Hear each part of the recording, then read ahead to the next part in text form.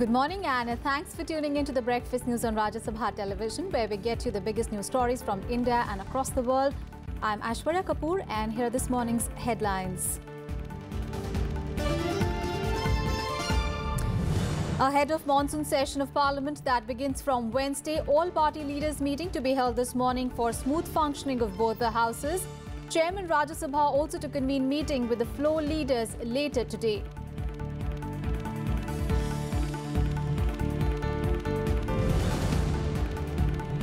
A key driver of global growth, India to remain fastest growing major economy, says IMF, but citing monetary tightening and higher crude prices lowers India's growth projection to 7.3% in 2018 and 7.5% in 2019. India moving forward to attain new heights in 21st century, says Prime Minister Narendra Modi, says the days of dynastic politics are over. At a Y40 New India Conclave also emphasizes the role of youth in driving the growth of a new India.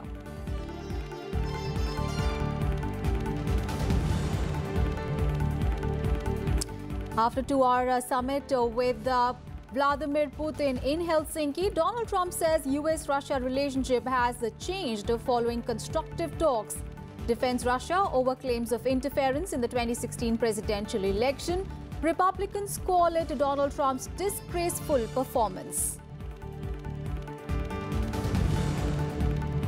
And India looked to clinch ODI series against England with a victory in the third and final ODI at Headingley today. 3-match series tied 1-1. India lost the second match with a big 86-run margin.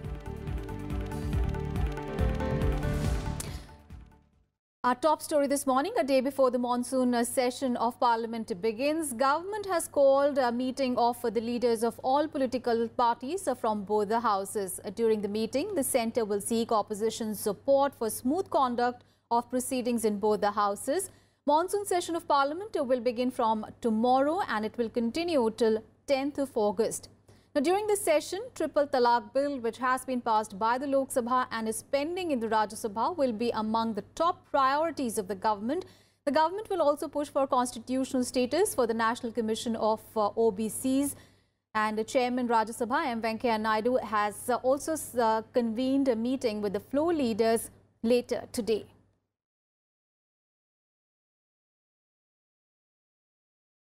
And ahead of the monsoon session of Parliament, Lok Sabha Speaker Sumitra Mahajan will also hold discussions with the leaders of various political parties at a dinner meeting today. According to the Lok Sabha Secretariat, the Speaker will seek the support of the parties in ensuring smooth functioning of the session and the passage of various pending bills. Prime Minister Narendra Modi is also like to attend the dinner, though he will not participate in the meeting. The meeting will take place in the Parliament Library building. And earlier, the opposition parties met on Monday to formulate a joint strategy for the monsoon session of Parliament starting 18th of July, that is from tomorrow. Now, leaders from the Congress, TMC, RJD, CPIM, NCP, Kerala Congress, IUML, SP, DMK, BSP and JDS attended the meeting. Leader of the opposition in the Rajya Sabha, Ghulam Nabi Azad, called it a traditional meeting of like-minded opposition parties. He also said that they want both the houses to function. Azad also said that they will raise the issues of lynching, unemployment, SC/ST OBC reservation, higher education in the monsoon session. And finalizing a joint candidate for the Rajya Sabha Deputy Chairperson's post, which fell vacant after the end of the term of PJ Kurian from the Congress on 1st of July, is also on the agenda of the opposition and the government. उन्होंने सर्वसम्मति से ये तय किया कि हम सदन चलना देखना चाहते हैं। पिछली दफा भी पूरा विपक्ष चाहता था कि लोकसभा भी चले, राज्यसभा भी चले, लेकिन ये पहली दफा हुआ कि सरकार नहीं चाहती है कि सदन चले। On to some other news now. Vice President M. Venkaiah Naidu inaugurated the new India Conclave organized by Y4D Foundation at Vigyan Bhavan in the national capital on Monday. And speaking on the occasion, he said that rural areas have to become thriving hubs of economic activities, with agriculture playing an important role. He said that agriculture is the backbone of Indian economy and it should be on top of the agenda of the government. The Vice President said that India failed to translate Mahatma Gandhi's dreams into reality even 70 years after attaining independence. There has been uneven and lopsided development, he said. He also added that there is a need to bridge this urban-rural divide at the earliest. He said that the youth in the country, especially in the rural areas, have a defining and game-changing role that they must play.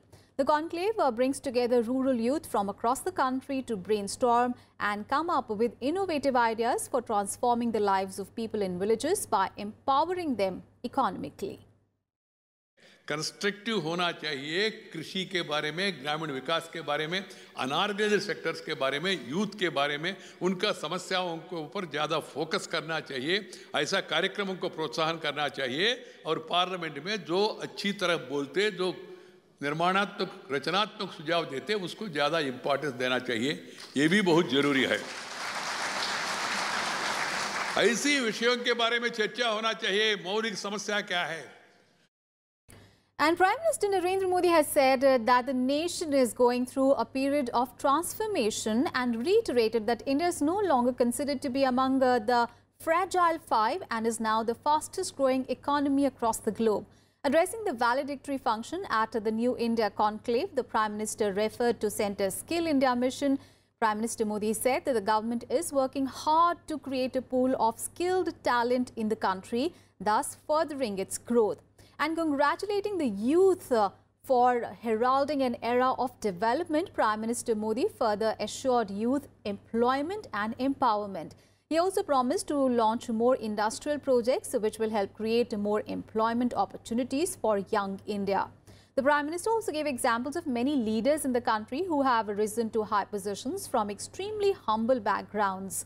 The Prime Minister said that the focus is on understanding the needs of the nation and making the lives of the people simpler. He added that the government is giving a lot of importance to innovation and research. Gone are the days when India was considered to be among the fragile five. Today, we are the fastest growing economy in the world. Powered by the 125 crore people of India, we will grow even faster. Government can play only a role of enabler. It is the youth who are not only making use of available opportunities, but also creating new ones themselves. साथियों, new India का सरोकार 125 करोड़ भारतवासी है, लेकिन उसका आधार young India है। युवाओं की यह शक्ति है जो पुरानी व्यवस्थाओं को, उसकी कार्यप्रणाली को, पुराने तौर तरीकों को, पुरानी सोच से, उस बोझ से मुक्त है। ये वो नौजवान वर्ग है जिसने व्यवस्थाओं को बदलने के लिए प्रेरित किया है। युवाओं का यही समूह आज उभरते भारत की पहचान बन रहा है। And earlier, Prime Minister Narendra Modi on Monday asserted that NDA government is a government of farmers. Addressing a rally in West Bengal's Midnapur, he added that the massive rise in MSP will greatly benefit farmers from across the country. The rally held on the Midnapur College grounds was the Prime Minister's first visit to the state this year. Prime Minister Narendra Modi on Monday reiterated that his government is working to double the income of farmers by 2022. Modi, who addressed a farmers' rally in Midnapur, exhorted that only the NDA government could fulfill the promise of raising the minimum support price of Kharif food grains made to farmers. He asserted that this decision has helped farmers in West Bengal. पिछले वर्षों में jute की प्रति quintal कीमत को हमने 1700 रुपयों से ज्यादा बढ़ोतरी की है। इस फैसले का पश्चिम बंगाल के जूट के जो उत्पादक हैं उन हमारे किसान भाइयों को फायदा हुआ है। The Prime Minister accused the Mamata Banerjee government of what he called throttling democracy and encouraging syndicates in West Bengal. He alleged that the syndicate dictates the government in the state. He also hit out at the TMC government for not doing enough to address the issues of farmers. अपनी vote bank के लिए ये syndicate सत्ता को कैसे भी बनाए रखने के सपने पूरे करने के लिए सिंडिकेट अनैतिक, अवैधानिक, गैर कानूनी कामों में जुटी हुई है। The Prime Minister said Bengal is waiting for an opportunity to free itself from the shackles of violence that he alleges was unleashed by the present government. He promised that the wait will be over soon. Bureau Report, Rajya Sabha TV. Meanwhile, at least 90 people, including 13 women, were injured when a makeshift tent collapsed at the venue of Prime Minister Narendra Modi's rally in West Bengal's Midnapur yesterday. The tent was erected next to the main entrance of the rally venue to shelter people from the rain. Now, post the incident, the local BJP unit as well as the Prime Minister Modi's personal staff, including his doctor and SPG personnel, swung into action to help the injured. The Prime Minister also visited the injured at the hospital later. State Chief Minister Mamata Banerjee said that the state government would provide all medical assistance to those injured in the rally. Meanwhile, the centre has sought a report from West Bengal government on the tent collapse incident. On to some other news. The Income Tax Department on Monday found 160 crore rupees cash and about 100 kg bullion after raids at several premises of a road construction firm in Tamil Nadu. The searches were launched on the premises of MSSPK and Company, a partnership firm engaged in road and highway construction on contract from the government. The raids were conducted after the department found evidence of suspected tax evasion by the firm and its associates. Now, tax officials terms the recovery as probably the highest so far in a raid anywhere in the country. In Breakfast News, we'll take a very short break. We'll be back with more news. Stay tuned. Welcome back after the break. The International Monetary Fund or the IMF has projected a growth rate of 7.3% in 2018 and 7.5% in 2019 for India as against 6.7% in 2017, projecting India to be the fastest growing country among the other major economies. However, the latest growth rate projection for India is slightly less, that is 0.1% in 2018 and 0.3% in 2019 than its April projections. Now, according to the IMF, India has outperformed China despite a slight downgrade in its economic projections. The IMF said that global growth is projected to reach 3.9% in 2018 and 2019, in line with the forecast of the April 2018 World Economic Outlook. And India's wholesale inflation grew 5.77% in June on increasing prices of vegetables and fuel items. The latest price data has been released by the Commerce and Industry Ministry. The WPI inflation stood at 4.43% in May and 0.9% in June last year. According to the official data released, inflation in food articles stood at 1.8% in June as against 1.6% in the preceding month. Inflation in vegetables jumped to 8.12% from 2.51%. Similarly, fuel and power inflation, which has a weightage of 13.15% in WPI, grew at 16.18% in June from 11.22% in the month of May. On to some other news. The board of LIC, that is India's largest insurance company, approved proposal to acquire 51% shares in IDBI Bank. Life Insurance Corporation, which held a 7.98% stake in the bank as on 30th of June, would buy out 43% more. Now, the move will help the debt-laden PSU bank, which had run up to 55,600 crore rupees bad loans at the end of the March quarter, get a capital support of 10 to 13,000 crore rupees. The deal will help LIC's entry into the banking space, with the insurance company getting access to about 2,000 bank branches through which it can sell its products. While LIC has the approval of IDBI Bank, the next step for the insurance company is to approach markets regulator SEBI for the approval. And amid rising concerns over privacy of user data, Telecom Regulatory Authority of India, or TRAI, has recommended measures for privacy, security and ownership of individual data in telecom networks.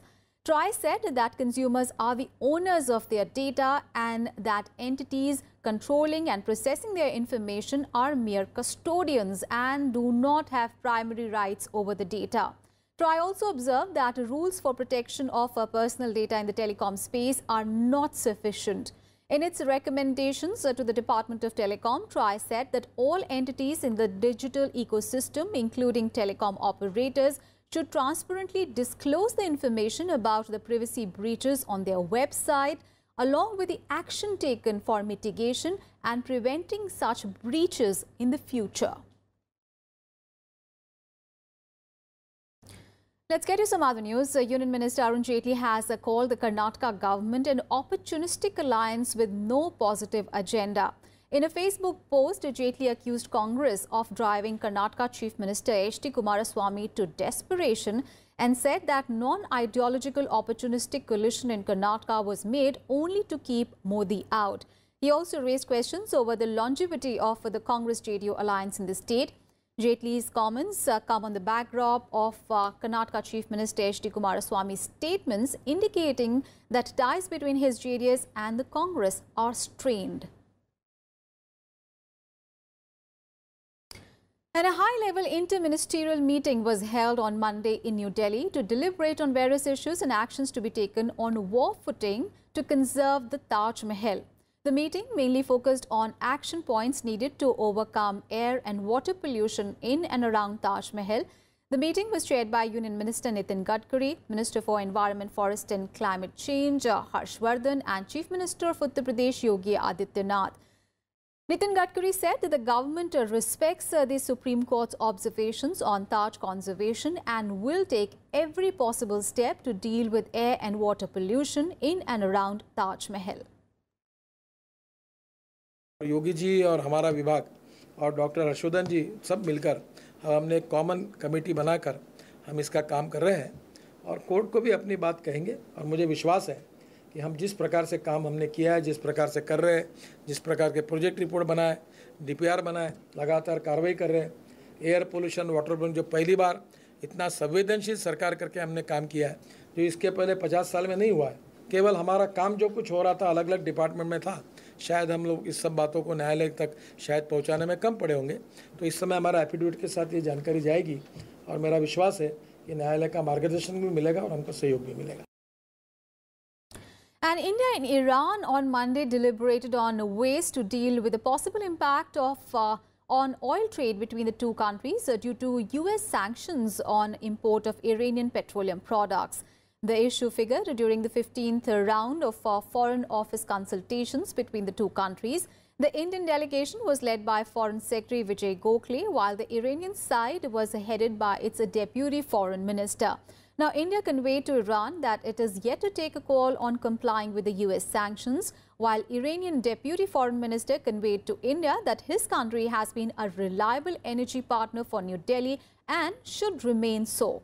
Now, during the meeting, implementation of the Chabahar port project also figured. Both the countries also agreed to maintain the momentum of mutually beneficial, multifaceted bilateral cooperation and exchanges between the two sides, and to hold the next round of a joint commission meeting at the level of external affairs ministers in November in Iran. And Home Ministry has said that nearly 30,000 Pakistani nationals, mostly Hindus, have been granted a long-time visa since 2011, making them also eligible to obtain PAN and Aadhaar cards as well as to buy property in India. Till today, altogether, 6,092 Pakistani nationals have been given long-time visas in line with the Modi government's policy to help minorities in Pakistan, Afghanistan and Bangladesh who come to India after facing alleged prosecution in their home country. However, foreign nationals from neighbouring countries are barred from buying immovable property in and around restricted or protected areas, including cantonment regions. An additional 1,500 applications from Pakistani nationals for LTVs are under consideration of the Home Ministry. And an update on the Kulbhushan Jadhav case, Pakistan will file its second counter memorial in the International Court of Justice today on the conviction of retired Indian naval officer Kulbhushan Jadhav, who was sentenced to death in April last year on charges of espionage and terrorism. Now, Pakistan's rejoinder has been prepared by a team of experts led by Pakistan's Attorney General. The ICJ gave a timeline to both India and Pakistan for filing another round of memorials in the case. India had moved the ICJ in May last year after Jadhav was sentenced to death by a Pakistani military court on the charges of espionage and terrorism. A 10-member bench of the ICJ on 18th of May had restrained Pakistan from executing Jadhav till the adjudication of the case. Our top international focus, US President Donald Trump and Russian President Vladimir Putin concluded their first ever summit in the Finnish capital Helsinki on Monday. And after nearly 2 hours of closed-door talks at a joint press conference, both the presidents said that their talks went well. Putin said that the meeting marked the first step to restore an acceptable level of trust. US President Donald Trump also defended Russia over the claims of interference in the US presidential election. After face-to-face talks with Russian President Putin, Donald Trump contradicted US intelligence agencies and said that there has been no reason for Russia to meddle in the vote. Instead, he denounced the stupidity of his own country's policy, especially the decision to investigate election interference. Putin also reiterated that Russia had never interfered in US affairs. His performance was denounced as treasonous by a former CIA chief and condemned as shameful by another Republican senator. US lawmakers criticized Trump for failing to issue a stern warning to Putin about the meddling in American elections, calling Donald Trump's message to Putin as weak and a missed opportunity. US intelligence agencies had concluded in 2016 that Russia was behind an effort to tip the scale of the US election against Hillary Clinton. There was no collusion. I didn't know the president. There was nobody to collude with. There was no collusion with the campaign. And every time you hear all of these, 12 and 14, it's stuff that has nothing to do. And frankly, they admit these are not people involved in the campaign. But to the average reader out there, they're saying, well, maybe that does. It doesn't. In the entire history of our country, Americans have never seen a president of the United States support an adversary the way President Trump has supported President Putin. For the President of the United States to side with President Putin against American law enforcement, American defense officials, American intelligence agencies is thoughtless, it's dangerous, it's weak. Let's get you all the sporting action. India and England will face each other in the final ODI of the 3-match series today at the Headingley Cricket Ground in Yorkshire.